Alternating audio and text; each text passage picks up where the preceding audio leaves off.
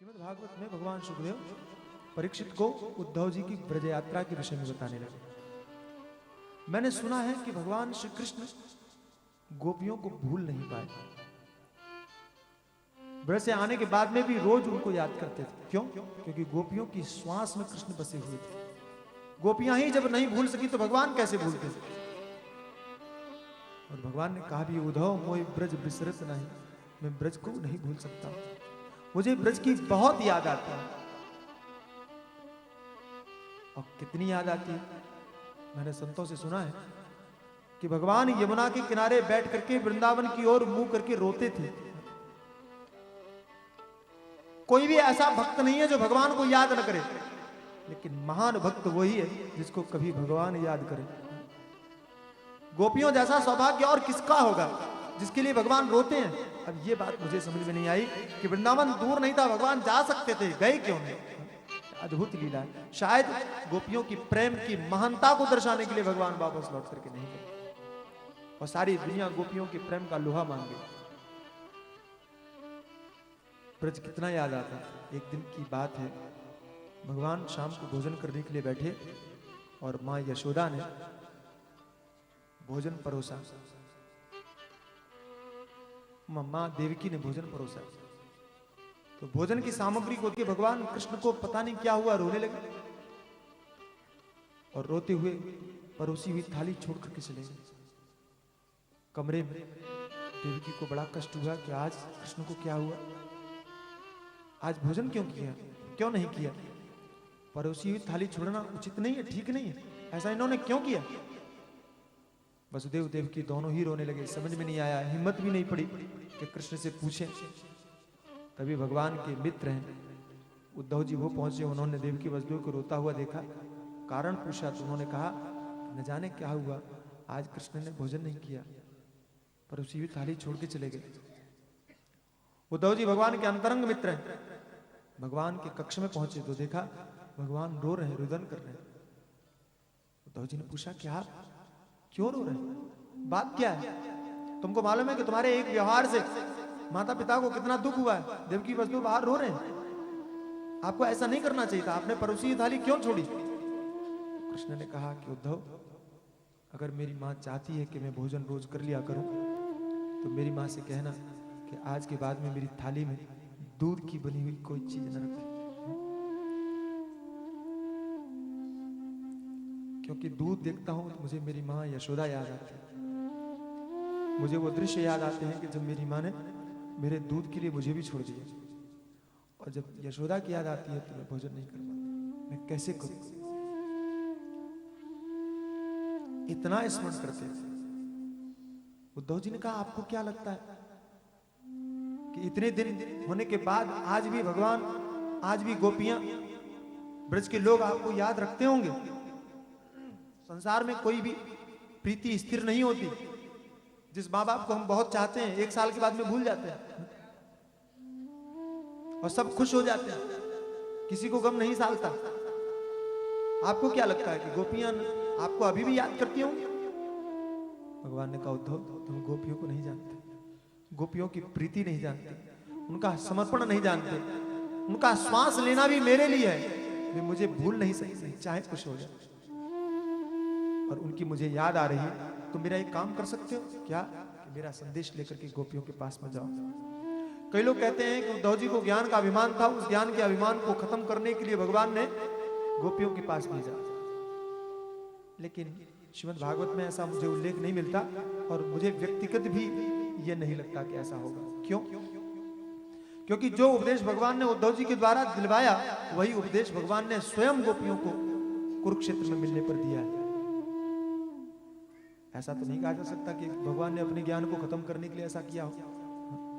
भगवान चाहते थे कि गोपियां वस्तु स्थिति से परिचित हों। उद्धव जी चले और ब्रज में पहुंचे। नंद बाबा यशोदा से मिले। बाबा ने पूछा, उद्धव जी क्या कभी कृष्ण हमारी चर्चा करते हैं, हम लोगों को याद करते हैं?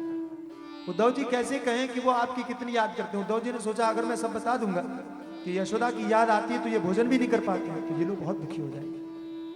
कहा नहीं नहीं, सब याद करते हैं। बाबा ने कहा, कि क्या कभी कृष्ण आएंगे? अपिस्मरति न कृष्णो मातरम सुहृदा सखी गोपान ब्रजम चात्मनाथम गावो वृंदावनम गिरिम। जिस वृंदावन में उन्होंने लीलाएं की, जिस गोवर्धन को उठाया, जिन गोपियों के साथ में उन्होंने लीलाएं की, क्या कभी उनको याद करते? उद्धव जी ने सबको बताया। इधर गोपियों की हालत देखी। ये रोज सुबह जागती हैं, जागने के बाद में गांव की परंपरा के अनुसार सुबह 4 बजे जग करके ब्रह्म मुहूर्त में दीपक दरवाजे पर रखती हैं, दहली पर। और जब ये दीपक रखने की बाहर आती हैं, तो इनकी नजरें अपने आप भगवान के घर की तरफ चली जाती हैं। यशोदा की घर की तरफ देखती हैं, अंधेरा नजर आता है तो समझ लेती हैं कि भगवान नहीं आए। रोज का ये काम था। आज भी जब दीपक रखने के लिए गोपी बाहर निकली, उसकी आंखें जैसी घूमी यशोदा के घर की तरफ, वहां एक रथ देखा सोने का। उसने तुरंत सारी गोपियों को सूचित किया। सारी गोपियां इकट्ठी हो गई। कौन है? एक गोपी ने कहा, रथ तो वैसा ही लगता है जैसा भगवान को ले जाते समय आया था, अक्रूर जैसा लेके आए। भड़क गई गोपी।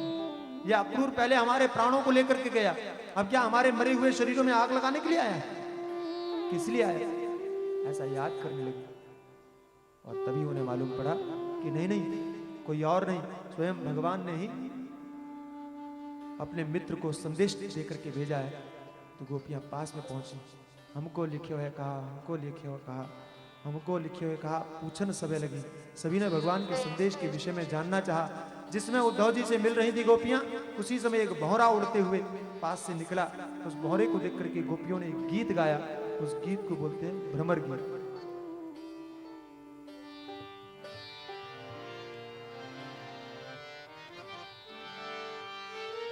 मधुबकितव बंधो मा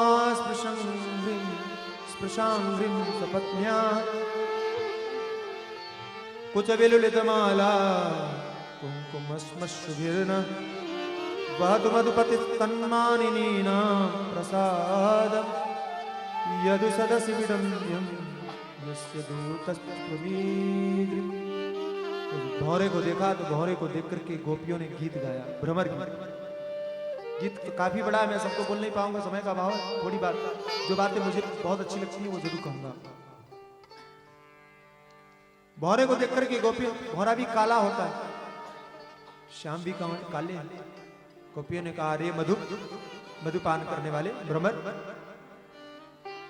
हम जानती हैं कि तू हमारे स्वामी का सखा है या उसने संदेश देने के लिए भेजा है, लेकिन जैसा तू है वैसा ही तेरा स्वामी है।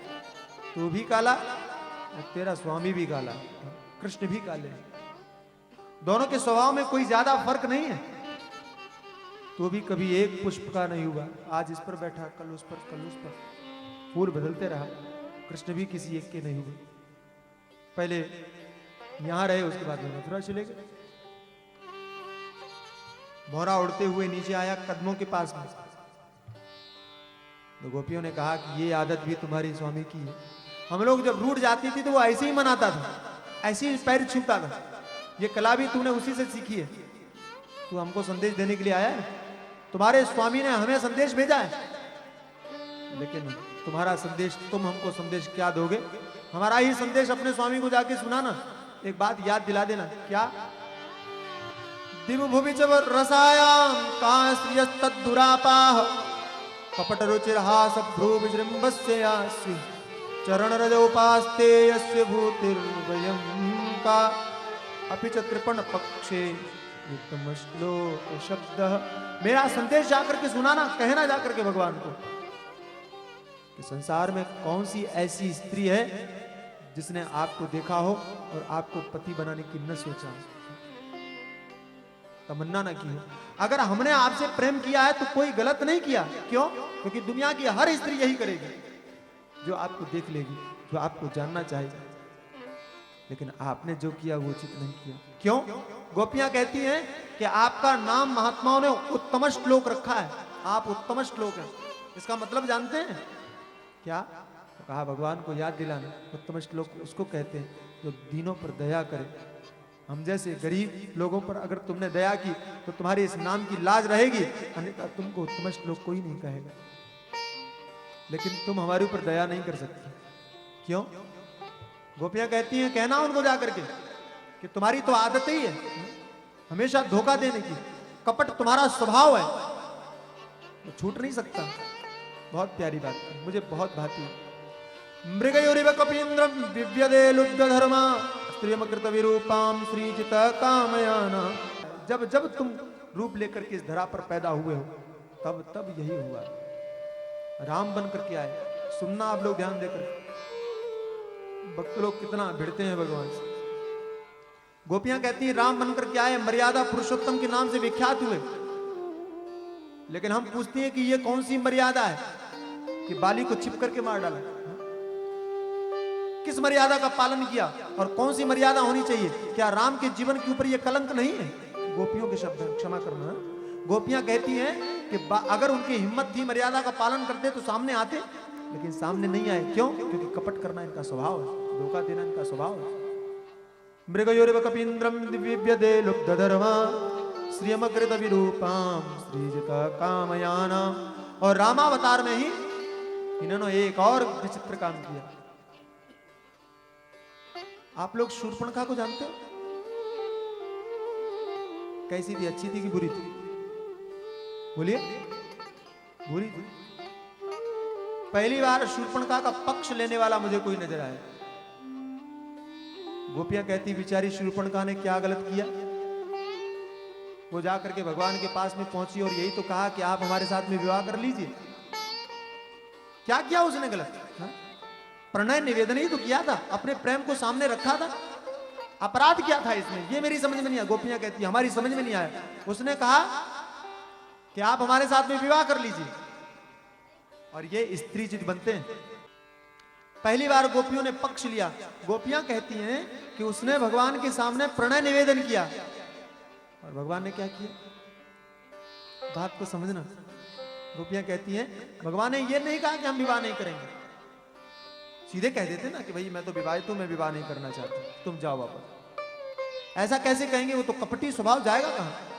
कहते हैं बोले मैं तो विवाहित हूं, मेरे साथ विवाह मत करो, मेरा भाई कुंवारा उनके साथ चले जाओ। ये तो गजब कर दिए। आप किसी से प्रणय निवेदन करें, किसी से कहें कि हम आपके साथ में विवाह करना चाहते हैं, तो वो कहे मेरे साथ तो नहीं, मेरा भाई खाली है उसके साथ में कर लो। ये कौन सा तरीका है? अगर आपको ना बोलना था तो ना बोल देते। लेकिन बेचारी शूर्पणखा, गोपियां कहती महान थी वो, महान।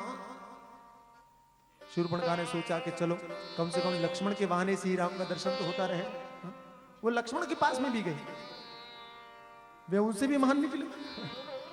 कपटी के साथ में रहे, वो भी, उन्होंने भी कपट सीख लिया। वो कहते हैं नहीं हम तो सेवक हैं, तुम इन्हीं के साथ में। उन्होंने भी झूठ बोला, मैं तो कुमारा हूं। भगवान ने भी कहा तुम उन्हीं के साथ में जाओ, हम तो दास हैं, और दास के साथ में आनंद नहीं। गोपियां कहती हैं कि जब दोबारा घूम करके शूर्पणखा भगवान के पास में गई तो भगवान को मना कर देना चाहिए था कि हम विवाह नहीं करेंगे। अगर वो नहीं कर रहा है तो हम नहीं करेंगे। बार बार कभी इधर भेजते हैं, कभी इधर भेजते हैं, कभी इधर भेजते हैं, और भेजने के चक्कर में क्या किया? बेचारी की नाक कटवा दिया। नाक काटने की क्या जरूरत थी? और वो भी धोखे से। सीधे बोल भी तो देते कि भाई हम तुम्हारे साथ में विवाह नहीं करेंगे, ज्यादा जबरदस्ती करोगे तो हम तुम्हारे नाक कान काट लेंगे। ऐसा बोल ही देते। लेकिन इनको धोखे से कोई काम करने में बड़ा आनंद आता है, स्वभाव है ना, कपटी है। इतना ही नहीं, और बलिमपि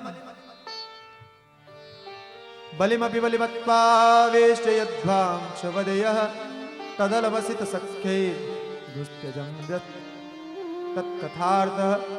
और वामन बनकर के आए, ब्राह्मण बनकर के आए, बलि के यहां पहुंचे। गोपियां कहती हैं देखिए विचित्र बात।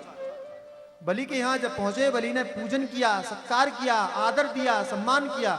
बाद में हाथ जोड़ के कहा महाराज मांग लीजिए जो चाहिए। आप लोगों को अच्छी तरीके से मालूम होगा, सुना था आपने, यद यद बटो वांछसि तत्प्रतीक्षमे, जो चाहिए वो मांग लो, क्या चाहिए तुमको। लेकिन तब बड़े महान ज्ञानी बन गए, कहने लगे हमें कुछ नहीं चाहिए, देने वाला सब कुछ देने वाला, देना चाहता हो तो भी लेने वाले को उतना ही लेना चाहिए जितनी जरूरत हो। इतना बढ़िया बढ़िया उपदेश देने लगे। कहने लगे हमको तो 3 कदम भूमि चाहिए। जब सामने वाला सब कुछ देने के लिए तैयार है तो तुम सीधे सीधे कहते थे भैया सब दे दो हमको, हा? लेकिन ऐसे नहीं कहा। क्यों? क्योंकि तुम्हारा कपट करना स्वभाव है, छल करके लेना चाहते थे। पहले कहने लगे नहीं हमको 3 पद भूमि चाहिए, और जब उसने कह दिया ठीक है आपकी मर्जी 3 कदम चाहिए, और जब 3 कदम दे दिया तो तुमने सारी दुनिया नाप ली। वो तो बेचारा पहले से ही देना चाहता था। ये धोखे से लेने की क्या जरूरत थी? गोपियां कहती हैं तुम्हारा स्वभाव छलिया हो तो कभी भरोसा नहीं करना चाहिए। उद्धव जी ने कहा कि अगर वो कपटी हैं, कपट उनका स्वभाव है, तो भूल क्यों नहीं जाते?